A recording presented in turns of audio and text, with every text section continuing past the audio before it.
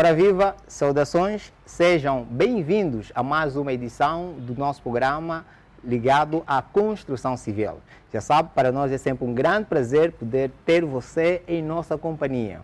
Hoje trazemos um tema bastante crucial para a durabilidade e segurança nas construções. Vamos falar sobre as patologias nas construções. Olha que as patologias podem afetar desde pequenas residências até grandes estruturas comerciais. E o nosso objetivo é procurar entender o que são exatamente essas patologias e como elas podem surgir. Para enriquecer a nossa conversa, nós convidamos o arquiteto Virgílio Monteiro, que vai então compartilhar a sua expertise e também as suas experiências práticas. Arquiteto, bem-vindo ao Construir. Muito obrigado, é um grande prazer cá estar e estendo as minhas saudações a quem nos vê ou nos ouve do outro lado. Muito bom. Com essa saudação nós vamos dar então pontapé de partida para o nosso programa. Arquiteto, o que são exatamente as patologias? O que é uma patologia? Patologias são termos importados, é um termo importado da medicina, que na sua etimologia tem duas palavras-chave, que é étimos e logia, ou logos, desculpa, que tem a seguinte tradução: estudo de doenças. Na verdade, esse termo é importado da saúde ou da medicina para a construção. Então, é uma atividade que tem a ver com estudo das doenças. Porém, nós temos estado a utilizar o termo patologias para designar doenças na construção, ou falhas, danos que cometem ou acometem as edificações, afetando necessariamente a estrutura, afetando a segurança e afetando também a estética de qualquer edificação. Mas quais são as patologias mais comuns, né, que existem na construção civil? Sim. As patologias mais comuns em construção civil são as fissuras, as umidades, os assentamentos diferenciais também são uma patologia porque causam danos, a eflorescência.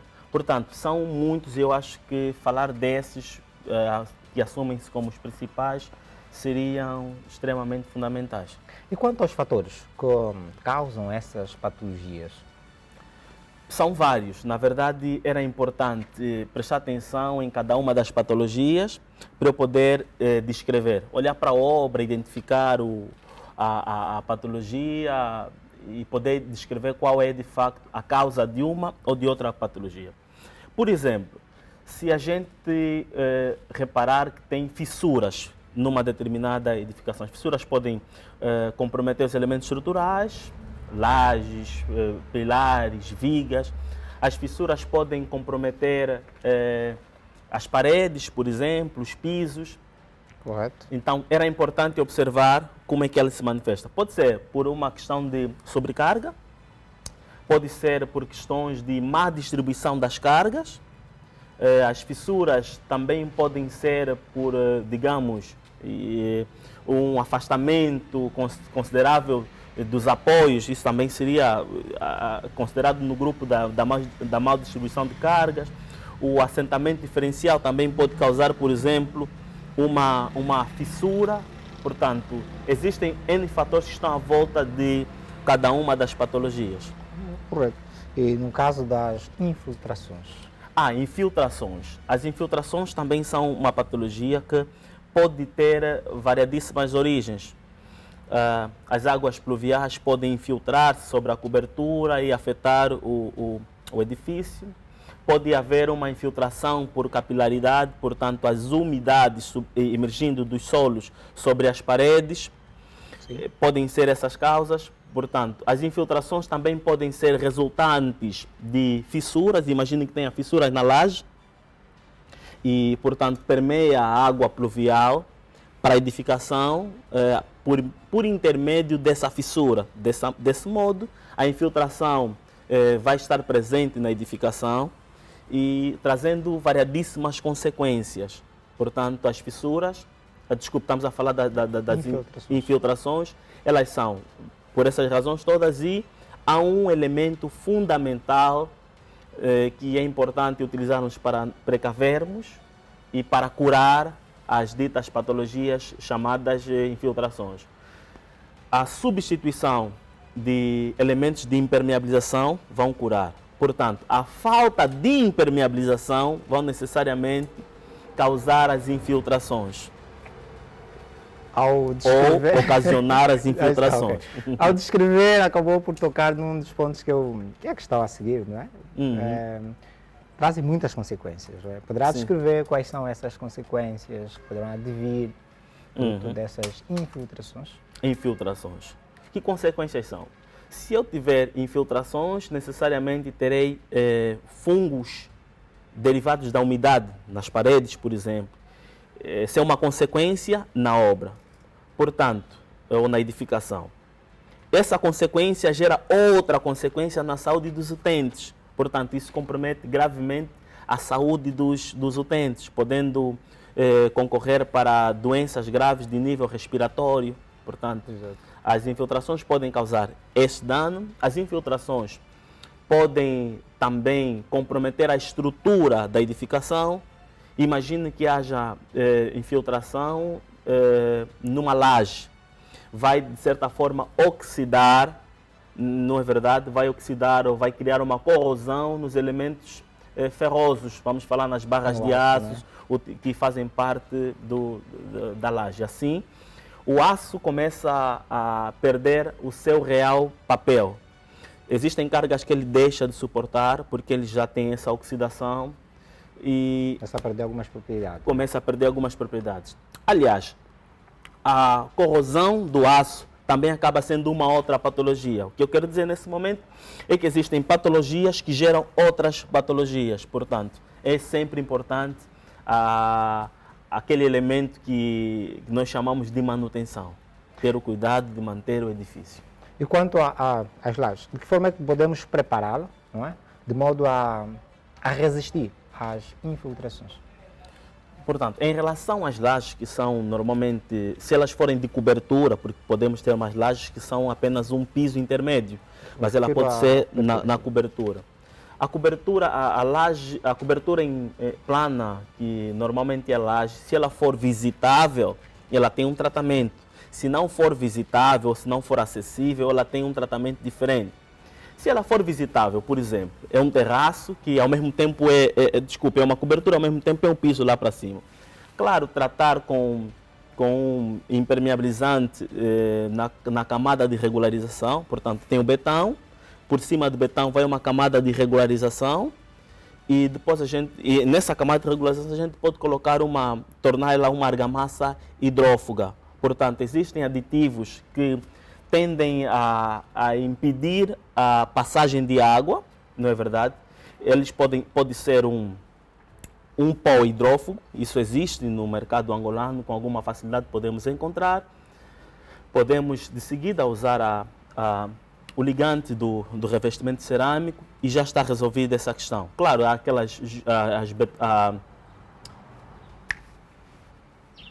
Foi um branco. Mas eu vejo muito usarem óleo. Óleo? Sim. Não, existe uma emulsão betuminosa que parece óleo. Sim.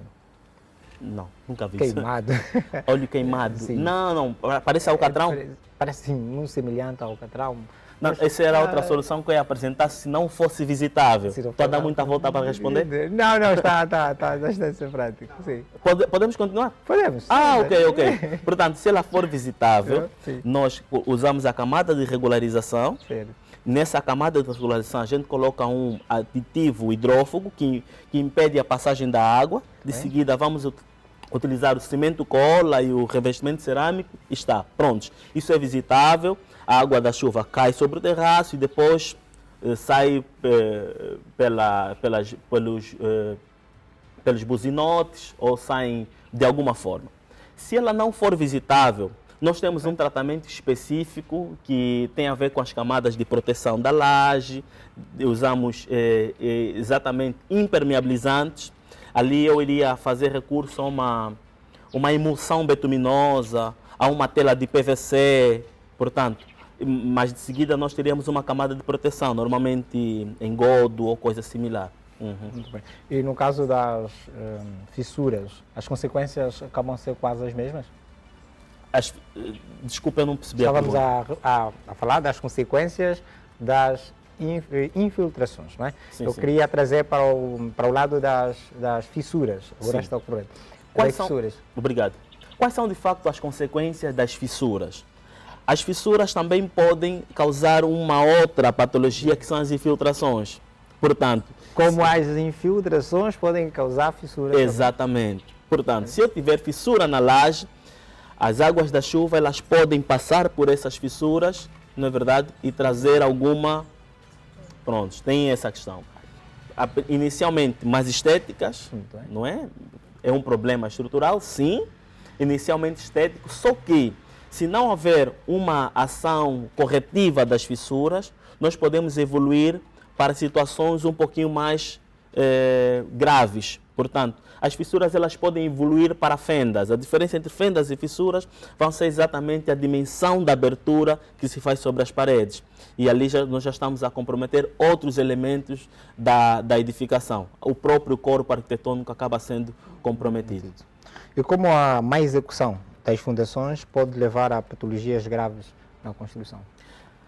As fundações são os elementos mais importantes da construção. Esse é o meu ponto de vista. Porque o edifício tem a sua própria carga, portanto, que vai ser distribuída para as fundações. Okay. As fundações suportam 3 tipos de cargas, Claro. a saber, o peso próprio do edifício, a carga dinâmica, que são as pessoas a circular sobre o edifício, eventualmente uma festa, as pessoas a pularem essas vibrações, e, portanto, a carga permanente.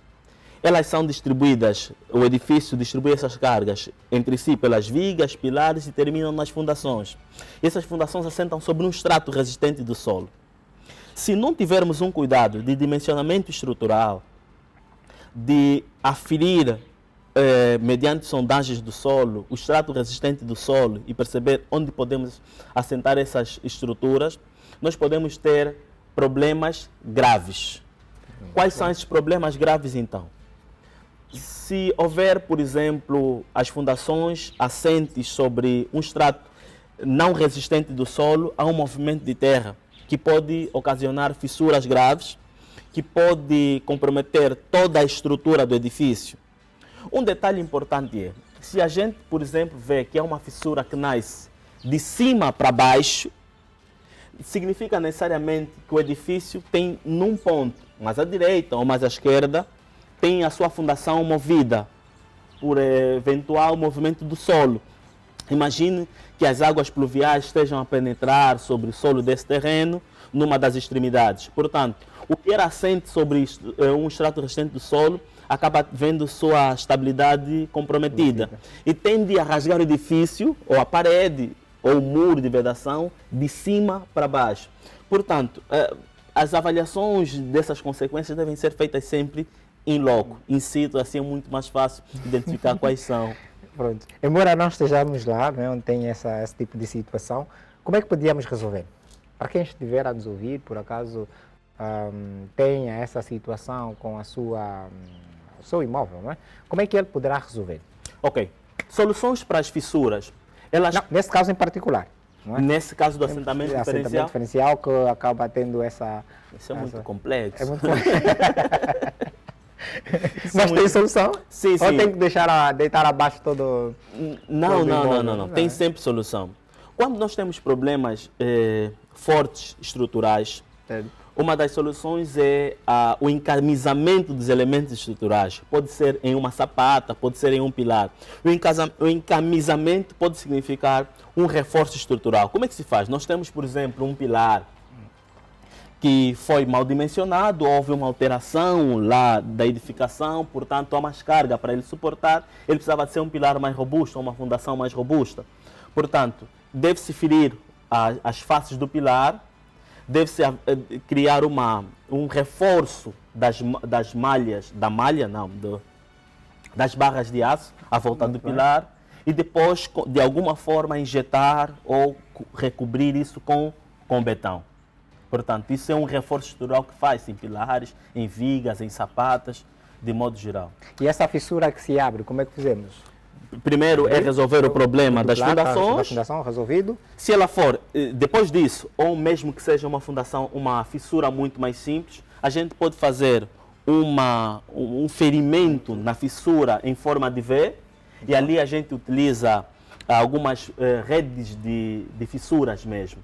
Essas redes são pequenas malhas metálicas que são colocadas sobre a fissura e depois volta-se a fazer o reboco.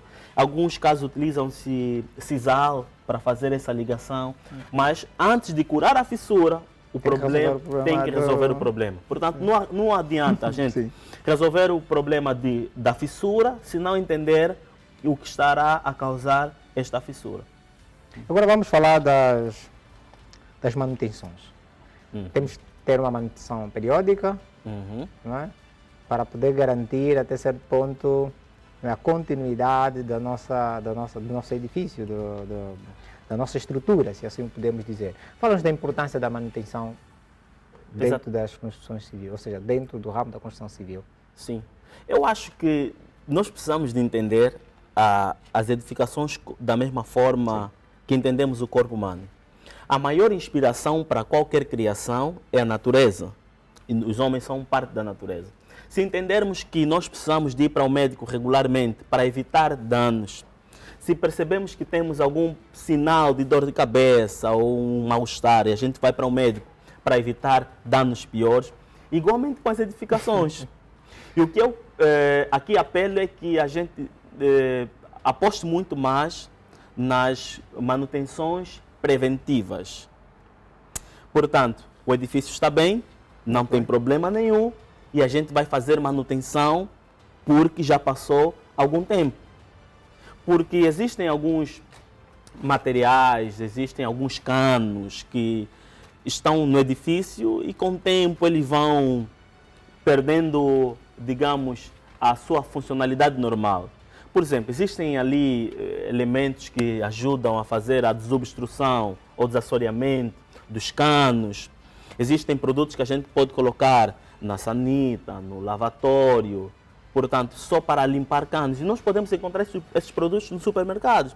Semestralmente, a gente vai colocando esses líquidos ali que vão fazendo a limpeza dos canos para evitar danos maiores.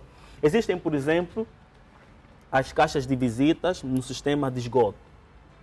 As caixas de visita que também são chamadas de caixas de expensão. Se a gente regularmente, periodicamente, ali à volta de anualmente, digamos. Se anualmente a gente for destapar para verificar, aferir o bom funcionamento, nós podemos evitar danos maiores. Porque quando os efluentes têm alguma obstrução e passam lentamente, abrem caminhos para uma obstrução maior e daqui a pouco fica inoperante. Exato. A pintura, renovar a pintura, renovar, digamos, o teto falso, renovar alguns elementos da cobertura, localizar peças quebradas para substituir. Isso vai ajudar a evitar que danos maiores possam acontecer sobre a edificação. E aumentar o tempo de vida também. Aumenta o tempo de vida útil da edificação. Todas as patologias são visíveis na construção? A olho nu? Ou há uma ou outra que carece mesmo de uma avaliação de um técnico ligado à área de construção civil para poder identificar se... Na verdade, quanto às edificações, é igual ao corpo humano. Portanto, pode haver uma dor de cabeça, mas o problema não é dor de cabeça. Dor de cabeça é só um sinal de que alguma coisa não vai bem.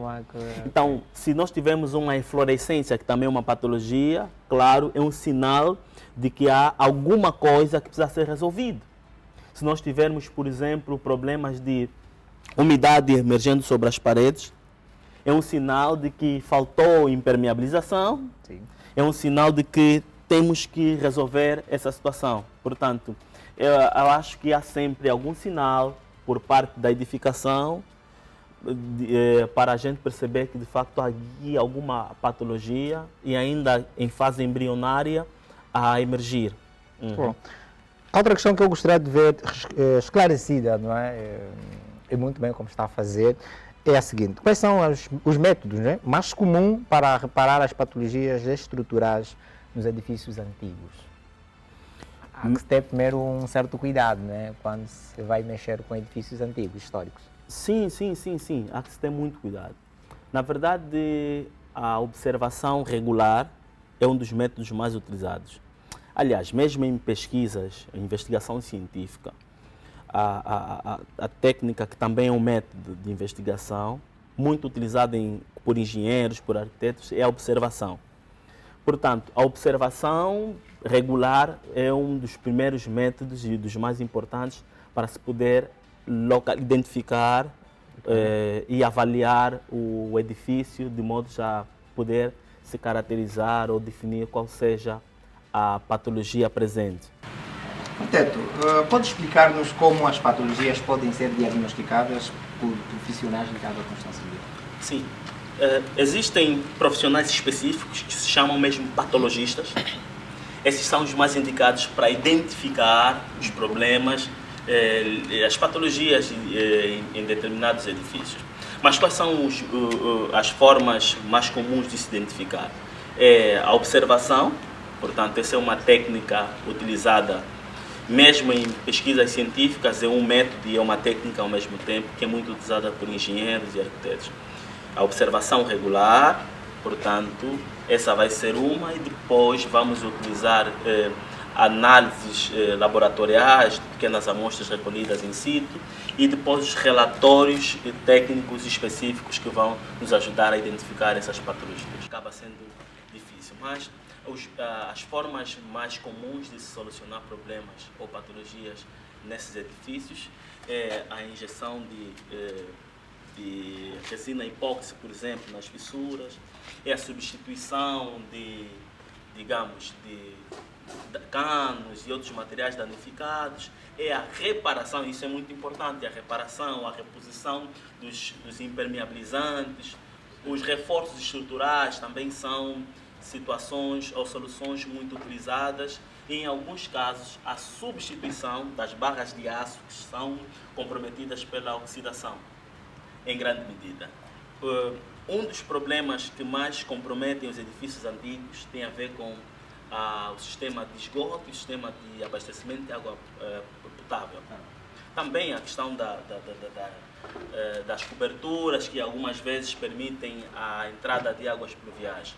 Portanto, tratar das tubulações com muito cuidado é sempre fundamental. Então, nós não podemos utilizar material de baixa qualidade, sobretudo para alguma coisa que não vai estar aparente ou superficialmente visível. Portanto, a qualidade do material pode, a certa medida, aliás, é um dos principais agentes que provocam as patologias.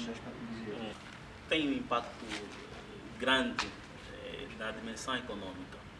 Por exemplo, uma das patologias mais comuns, a eflorescência, por exemplo, ou os fungos derivados de umidade, eles podem, imaginem um escritório que tem esse problema, um ou outro problema aqui citado, terá necessariamente que fazer regularmente a pintura. Em alguns casos, os profissionais, sem muita capacidade de resolver o problema, indicam uma resina ou uma pintura antifungos e a gente utiliza, e 6 meses depois o problema volta a aparecer. E nesse período, algumas vezes você precisou de desalojar o escritório, precisou de tornar ele improdutivo ao longo do dia e chamou o pintor, comprou o material, depois volta a repetir o processo 6 meses depois ou menos tempo. Portanto, sem falar dos danos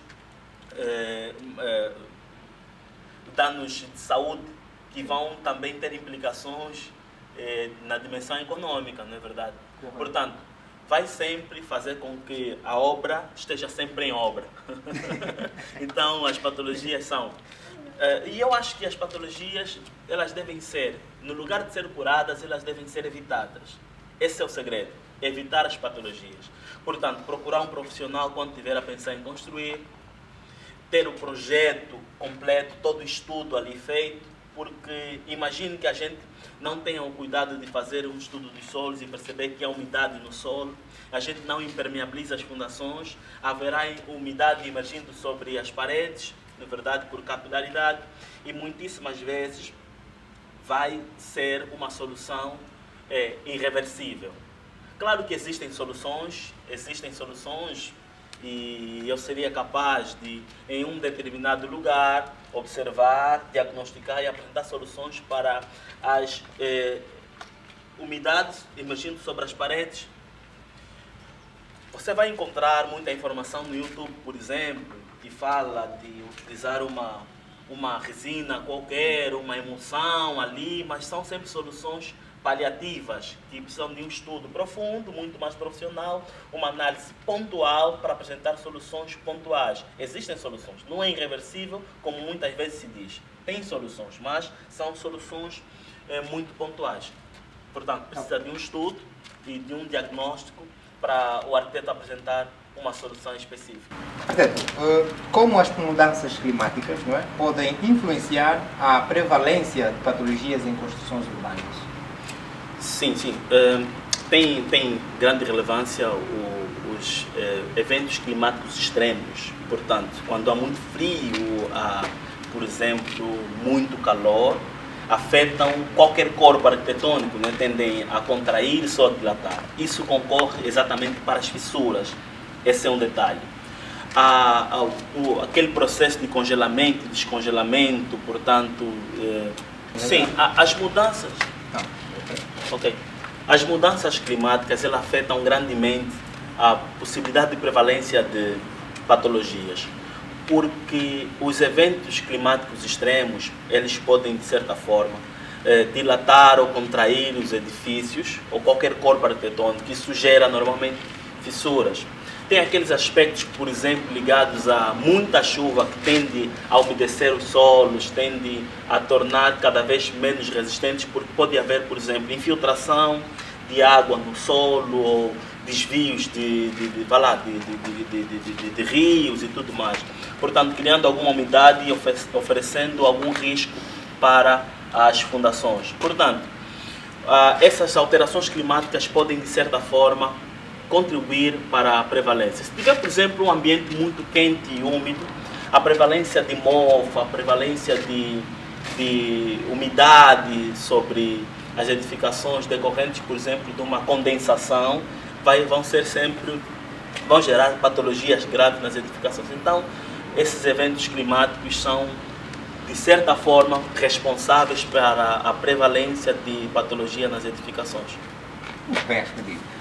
Eu gostaria mesmo muito de poder continuar a nossa conversa, mas por imposição do tempo, temos que colocar um ponto de continuação, porque acreditamos que teremos o privilégio de voltar a tê-lo aqui neste programa. E já agradeço pela sua disponibilidade, por ter aceitado o nosso convite e desejamos todo o sucesso do mundo na sua carreira. Foi um prazer enorme, muito obrigado pelo convite e eu até já. É deste modo que chegamos ao final do nosso programa. Obrigado pelo carinho da sua audiência. Saiba que hoje falamos sobre as patologias nas construções e tivemos como convidado o arquiteto Virgílio Monteiro, ele que deu o seu contributo relativamente a esse tema. Espero que vocês tenham aprendido tanto quanto eu aprendi. Okay? Já sabe, subscreva o nosso canal do YouTube, siga as nossas páginas nas redes sociais, e também deixe a sua sugestão sobre o que achou do tema e o que acha que podíamos abordar na próxima edição, Quem sabe, daqui a 2 semanas, 3 semanas, Deixa aqui a sua sugestão, queremos crescer contigo, queremos que você faça parte desse universo, desse programa, que foi pensado e idealizado para você. Subscreva o nosso canal, como já disse, é um pedido muito especial de minha parte, portanto, estamos juntos, virtude do trabalho, até já.